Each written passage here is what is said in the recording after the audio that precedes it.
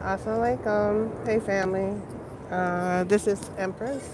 This is the Global Green Book, and welcome to my channel. I wanted to do a quick update just on my repatriation and some of my travels. I haven't gone live for a minute, and of course, somebody would sit right next to me as soon as I'm trying to go live. But anyway, that's how it is. So, yeah, so things have been a slow moving, and if you join the live, please let me know where you're joining from. Leave it in the message. Let me know that you all can hear me. But one of the things I want to just kind of give an update with is, hold on, hopefully she's moving. Every time someone always comes right next to me. Anyway, so let me move so I can hear myself talk because she's super loud.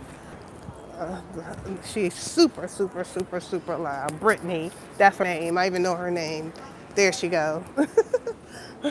So I'm gonna come over here so I can kind of talk and just do an update on what's going on. I haven't gone live. This is just an impromptu live because I wanted to just share while things are fresh in my mind. So recently, I've been doing some traveling. I've already been to the Gambia, and I know I haven't shared any of those videos. And I recently went to Morocco to do an update just to try to see what was going on in Morocco and see what kind of lifestyle is there in Morocco. I think I did do a live stream on my Instagram page, Global Green Book, sharing about, how the money transaction and banking is in Morocco and the fact that Morocco, during my visit there, and it was nice to have a compare something, a gauge because I've now been to Ethiopia, I've been to Ghana, I've been to Gambia, and now Morocco.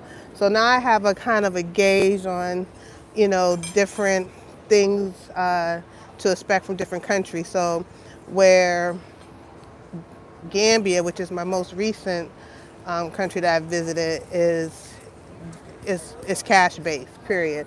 It's a cash based country versus Morocco, where it's a mixture of cash and credit, so you can use both.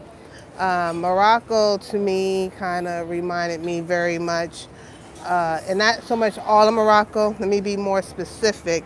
Casablanca. Casablanca was more of a, it reminded me of more of a metropolis like New York City, in the aspects of the buildings, the size of the city, the hustle and bustle, the businesses. Um, it's much bigger than DC, much more developed than I anticipated. The infrastructure, where when I went to the Gambia, I noticed that the infrastructure was a lot to be desired. Maintenance of the roads, uh, you know, um, I haven't been there during the rainy season yet, which I'm looking forward to because I will be going back soon.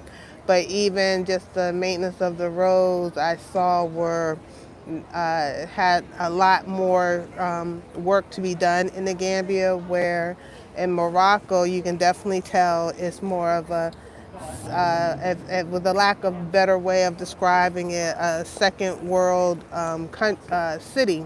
Casablanca, because I can't say Morocco because I haven't traveled all over Morocco, but Casablanca, and specifically where I was in the Gambia. So one of the things that I am seeing for myself, because I'm on a, I put myself on a 5-year plan to try to get myself situated here, get my online businesses up, start some businesses over in Africa, and to also have some things going on over there before I go.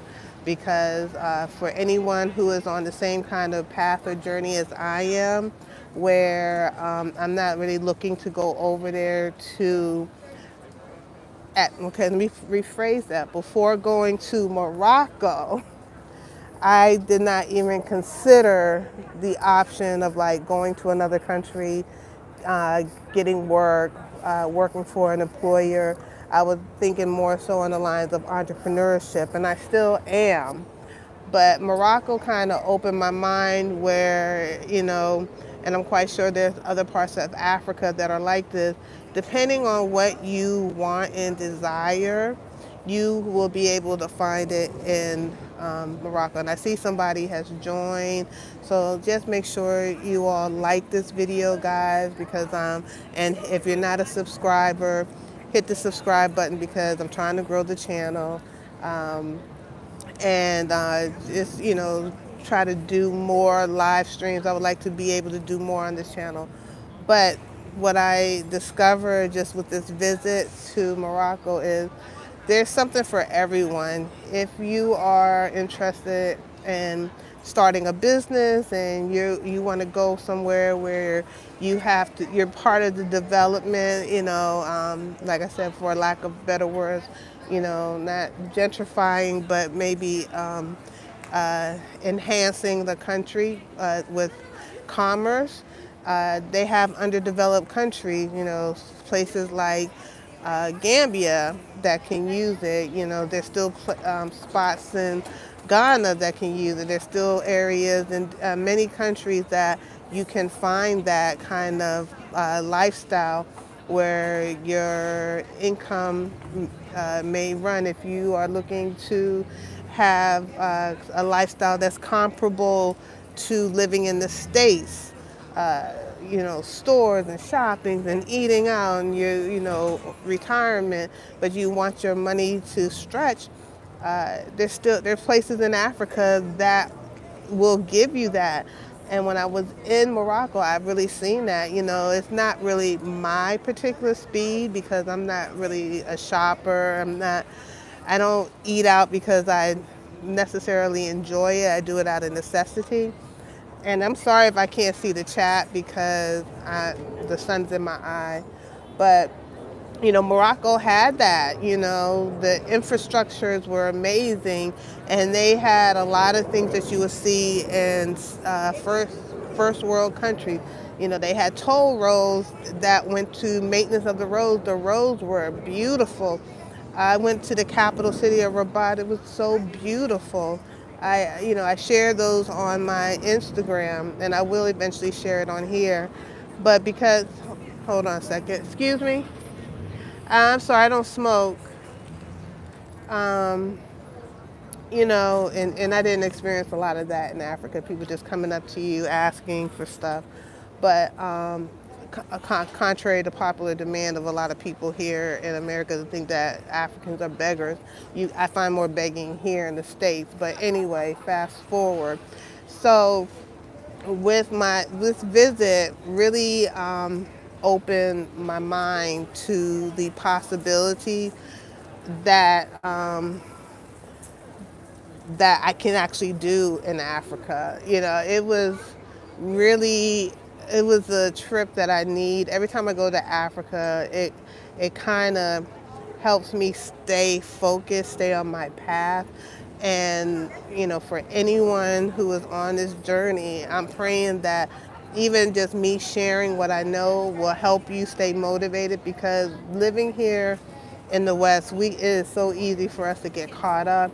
The day-to-day grind, working to pay bills, and then you're trying to, get your money together to go to Africa, and the next thing you realize, the money that you saved up went to paying for car repairs, replacing a heater, and, going towards house expenses. And for me, you know, um, I learned early on, for me to move to Africa, I was willing to make certain sacrifices here in the States to manifest my goal of repatriation. And yeah, of course, I did falter, but one of the things that, I am incorporating now, which I will eventually share, and I hope you all can hear me. But what I will eventually share is one of the things that I really am focusing on is starting visualization, doing, starting a new vision board. Because for me, one of the things that really helped me stay focused and motivated is just seeing my goals and making sure I stay on topic. I want to make sure that these online ventures that I'm working on are generating a certain amount of income, having multiple streams, because I'm one of the few people that is not going over there with a job or a retirement account or a retirement plan or this huge house that I sold and I got some equity from it. Because don't be fooled by the illusion, because people think that everyone owns everything here. No, pretty much no one owns anything. People got 30-year mortgages, 15-year car notes. So really the bank owns everything you have and you're just paying on it. You may get some equity. And I never really jumped into that illusion. Nothing against anyone who does, but for me, I decided to cut expensive. I got rid of my cars. I got rid of my house. I got rid of all those things that had me tied to the banking system, to the credit system, and so that I can start really focusing on my savings and putting money into investing in Africa. That's why I was able to invest in land. I was able to invest in my partner over there and start really trying to create a lifestyle in Africa, even though I'm not there. But I know if I drop things today, I can go over there, and I have established roots in several countries, connections in several countries. And one of the things I highly suggest, if you're bold and you want to just get up and move, do that. I'm not knocking that, because many people have done that. But I also highly suggest start visiting and get an idea of what you want, what you're looking for, because I know for me, I am more interested in being more of a what is it? What is it? Transient. I would like to travel from different countries and different places and stay for a while, not really being connected to any one place. I do want to go between Africa and America because I have children here. I have family here that I'm interested in, keeping my bond with if they can't get to Africa. I want to create that safe haven for family, friends, and others to come to Africa to recharge, re-energize from the stress of the West, because this place will suck the life out of you if you allow it. My short time there, and then when I say it was short, it was very short, but and I had shared a video with you all, and I'll probably share more, where my pressure had gotten up to like 198. That's like heart attack level. During my time when I was in Africa, and I think before I left, I managed, I was put on high blood pressure medicine. I managed with, nutrition, exercise, and blood pressure medicine to get I was averaging about 140, 150, which is still high on my pressure, because I take note. Every day that I was in Africa, my pressure was averaging, and I'm doing average, it was going up and down, but it was averaging about 128, 130 every day. And I was just like shocked. I thought something was wrong with the machine. And I realized, and I had to sit and think about it, just the lifestyle itself is helpful to your health, your wellness, mentally, spiritually, and emotionally. I lost weight in that short period of time that I was there. It may have been water weight, but I had lost weight. When I came back and weighed myself, I was like 10 pounds lighter. Who knows what it is now, but I was 10 pounds lighter. And I just the day-to-day living in Africa is more conducive to quality of life. And I'm gonna have to cut this short because I feel my phone getting hot. But I was walking more. The food there, were GMO. It was more natural food. the sleep, the rest. I was getting sleep.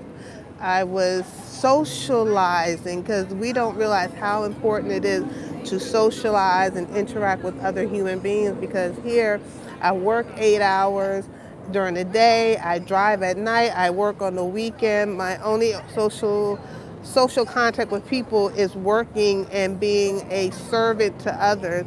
And when do I get that recharge for myself? So being in Africa, I was able to actually enjoy life, look at the sky, look at the ocean, suck, inhale the air, really take in my environment. Where here I'm so like hustle and bustle that my body did not get a chance to decompress. And for us, I feel like all of us need that time to be able to decompress, take in nature, take in a conversation. I have to learn my manners when I go back to Africa because here, I walk up to someone, if I'm curious what a price is, I'm like, tell me how much that is. I mean, I just ask them what, I may say, hey, how you doing? What is this?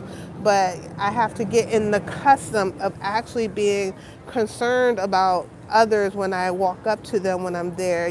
Something that you're not used to in such a fast-paced environment where you come up and you say, hi, how are you? How's your family? How's your day going? You really have pleasant conversations, and it's hard. It's really hard for me when I realize that, and I get annoyed when people want to have all this conversation with me, and I'm like, hold on, sorry, something was in my throat. I get annoyed when people want to have all these pleasantries and all this conversation when I'm over there because I just want to, I have to sometimes take that American part of myself and kind of put it to the side and be like, okay, people are really genuinely, or I don't know if it's genuine or it's just part of their culture, but it's something that I quite enjoy when I travel because it really gives you a chance to decompress and really take in another human being and to be concerned about someone other than yourself. Because I know here I don't have time to think about anyone but myself. I barely talk to my family. I'm looking at like, oh, I got to get to work at this time because if you're 1 minute late here, they want to dock your pay, and I'm not trying to have my money run. I traveling from one point to the next point, the traffic, it can be a little bit hectic, and just living life is not the same. It's not the quality that I'm looking for. So one of the things when I saw this, I was like, you know, I see that Africa has everything to offer you all. If you want city life, you want city life. If you want something that reminds you of your Western lifestyle, but with the twist of the African flavor, you can have that. If you want to go rural, you can go rural. If you want to go developmental, you want to be develop. I mean, if you want to do ocean, it all has so much to offer to what depending on what your specific needs are. And I know for me personally, I'm not interested in the city life. I'm not sure if I want to do completely off the grid, but I'm definitely not interested in city life because I have that here. But I like the fact when I want to have that, I don't have to come over to the West. I don't have to go over to Europe, because to me, when I was like in Morocco, in Casablanca specifically, it was reminding me a lot of Spain, and now I could see the influence that Africa had on Europe, because when you go into Spain, Spain has a very African feel to it. From the architects to the tiling to, that everything that they try to claim for themselves, you can really see the African influence on it. So when I was in Morocco, I was like, oh wow, this is reminding me of Europe. And then I was like, oh, this is what this is the influence that the Moors had on Africa. I get it. I mean, on Europe, I get it. So you can find whatever you need. Now, I'm going to be sharing some of the videos that I'm going to share the video that I had did on my Instagram live, because it was talking about the banking system in Morocco, which was really amazing, because like in America, where you find a liquor store on every corner, you find a bank on every corner in Morocco, in Casablanca. I was like tripping. I was like, how many different banks do they have? Money exchange places. There was some markets where it was strictly cash, and then you had some markets where you could use the credit card. So I was really liking the mixture of cash and credit in Morocco. It made traveling really easy and relaxing and simple. It wasn't. It was a little bit more expensive than what I was accustomed to in Africa, but it was still not as expensive as traveling throughout the United States. So, I'm going to really focus on trying to do more live streams. I'm going to try to update and do my Wake Up Wednesday uh, the Sisterhood series, because I do miss doing those platforms, and also upload more specific questions, or answering specific questions on my channel. So I'm going to probably, the next video that I'm going to upload is going to be focused on the money exchange and the money situation in Morocco. And I might even do like a comparison video between Morocco and Gambia, just for a knowledge base, to see the difference between a cash-based society and one that is not. Because I saw a big difference, especially in how to do, and just how the stability of the country is, and how the people are in the country. And it was definitely, I saw a difference. And it'll be interesting to do a comparison on that, because I haven't really thought about it too deeply, but I will think about it, and probably maybe do a StreamYard on it. And Brittany had to come over here and start talking. I moved and she comes over here. But anyway, let me not be rude. And thank you for watching. Make sure you like this video, subscribe if you're not a subscriber, because it really will help this channel grow. I'm trying to grow this channel. I would like to be able to do more content that's helpful. And if there's anything you all want me to specifically talk about, please leave it in the comments, because that really helps me. I do respond to all comments. And thank you for watching. I appreciate, love you all. You all have a blessed one. This is your girl Empress. This is the Global Green Book. And you all have a blessed day. One love. Peace. Assalamu alaikum.